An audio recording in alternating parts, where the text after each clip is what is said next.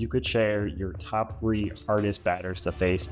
Um, I'm here with two-time All-Star, 2025 strikeout leader, and 2024 AL Comeback Player of the Year, Boston Red Sox ace, Garrett Crochet. Garrett, thank you for joining me today. yeah, thanks for having me. It's no secret that Boston has one of, if not the best fan bases in all sports. You're 2 seasons into your Red Sox tenure. What's it been like playing just in front of these passionate supporters and also just at a ballpark as legendary as Fenway? Yeah, it's been great. They want to see us win, and obviously this year that we didn't get off to as hot of a start as we would have liked, and they were demanding excellence from us, and I think that it kind of has fueled the streak that we've been on here recently. You can definitely feel their energy when we're in the ballpark, and really just walking around the city as well. But it's great getting to call them our fans and get to call Fenway home. You've been on the mend for some time now, not pitched since April. What can you sort of share about your injury recovery as far as projected timeline to return, and how is your rehab going? Yeah, trying to stay away from a necessary, explicit timeline. Just last time that I was able to, kind of shoot for something like that was when I had the setback of my lat, and so kind of at this moment I'm just focused on progressing, each and every day, and the training staff and I feel like we're moving in the right direction, and it's kind of a complicated injury with it being the shoulder capsule, but we're making progress the way that we hope to. Of course, that's good to hear. And I know that you said at one point that your mechanics were a little bit out of whack in a bullpen session. What have you sort of learned about your mechanics during this time out of the lineup? Yeah, so it's tough not throwing right now and not really getting to feel these things out. But I remember when the year started, even going back to spring training, I felt like when I was reviewing video afterwards that my mechanics just looked different. I felt like I was on time, and I felt like my body was in a good point at different points of my delivery. But then when I would see it on video, I wasn't receiving the same feedback. So I've kind of been battling it for, a little bit of time now, and hope to really tackle it when I'm starting my rehab process back up. I'm sure you'd love to be back out there with the team, but like you said, the Red Sox have really hit their stride tail end of June and into July, including that 9-game win streak. What's it been like for you to sort of witness that turnaround and just what the team has been able to do for the last 2 months or so? Yeah, it's been great, and the rotation's been, a huge part of it, and the youth has been a huge part of it. What Bennett's done this year has been nothing short of incredible to watch. I think that when he was traded and was able to kind of get in a new environment and kind of just reestablish himself, I think that was probably the best thing for him. Early and Tolley have been phenomenal as well. Obviously, Ranger was an all-star his first year here in Boston, which is great to see. And of course, Sonny's been the workhorse, so we all knew him to be. Last season, plane problems kind of became a rallying point for the team. And I understand this year there have been more plane issues that have kind of come about during this hot streak. I know no one likes to have any issues traveling. It's hard enough as it is, but have these brought the team closer? How have you kind of been able to use, sort of these hindrances as a rallying point? Yeah, it's funny that it's kind of become a conversational point. Going back to last year, the Minnesota one, it kind of felt like it was a fluke, and now it feels, after it's more than once, I think it's more than a coincidence. But it's funny how that seems to work out, and then you go on a streak and kind of point back to the exact day. I think that this team is just really wanting to respond to the adversity. I think that kind of when you're going through something that you can't control, you're able to kind of release the reins a little bit and just get back to doing your thing. And what's the biggest thing that Chad Tracy has brought to this team? Yeah, I think it's just a fresh perspective and a fresh set of eyes. It's tough going back to, that drastic change in the coaching staff, because I think as players, we felt like we were at fault and someone else was kind of paying the crime for it.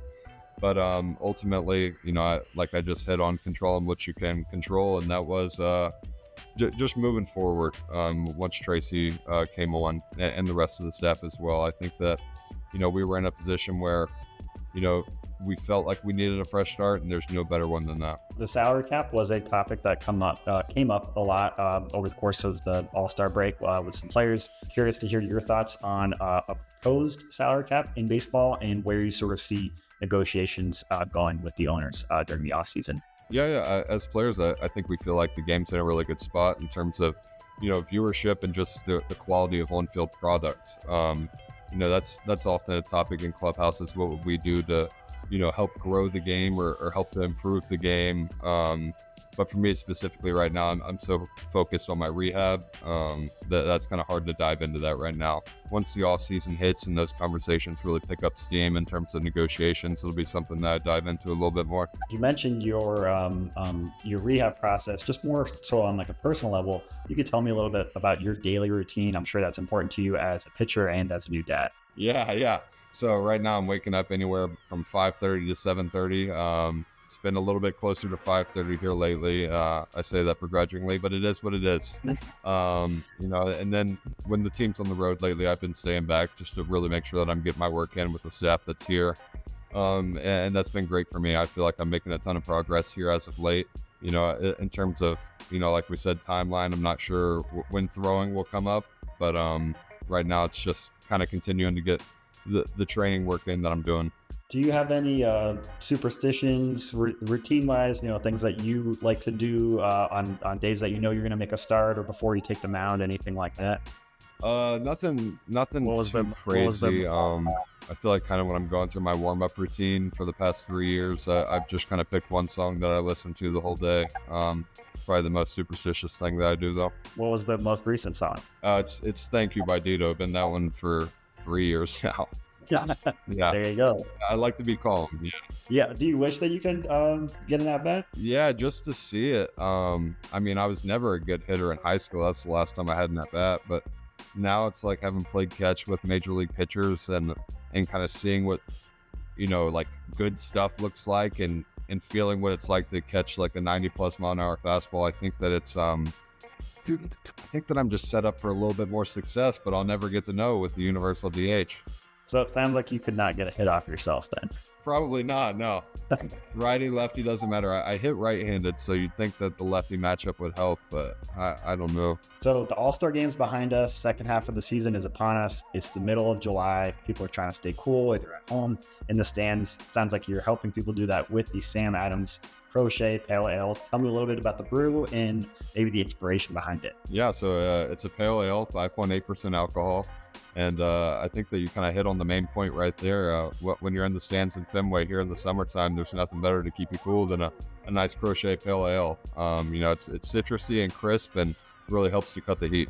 And I understand you got to collaborate with Garrett White, Julian Edelman, and Chara as part of the campaign. Can you just tell me a little bit what it's like to work with, Boston legends like that, guys who have won titles in Boston? Being around these kind of larger than life characters, like you said, have won titles here, are guys that I watched on TV growing up and here in the recent past as well. So it was really great to kind of get to pick their brains about, their favorite spots to eat at in the city and kind of, was blown away by the extent of their careers and how long that they've spent here. But yeah, especially just being around guys that have won championships here, it kind of makes you hungry for it. You could share your top 3 hardest batters to face. You could just share one if you like. Sounds like, again, not yourself. Yeah, it's not myself. Okay. The first 2 are obvious, being Shohei and Judge. I've got decent numbers off of both of them, but they've kind of done some damage off me with the long ball. And then the other one is, it's another Yankee. Ahmed Rosario's got really good numbers off me. Guys that I've faced like the most in the big leagues, it's probably those 3 guys, or at least it feels like it every time that I'm making a start. I feel like they somehow find their way on the opposing roster, but pretty obvious, like I said, with Shohei and Judge, and then Rosario. He's a good average hitter, a good contact hitter, doesn't swing and miss a ton. And I'm typically going for the strikeout more often than not, so it's a little bit harder to get him to swing and miss. About what I would expect, iron sharpens iron, though, right? Great matchup. Yeah, exactly. You're on the mound, and those guys are in the box. Garrett, thank you again so much for the time. Hope you enjoy the rest of your day. Of course, thank you. You as well.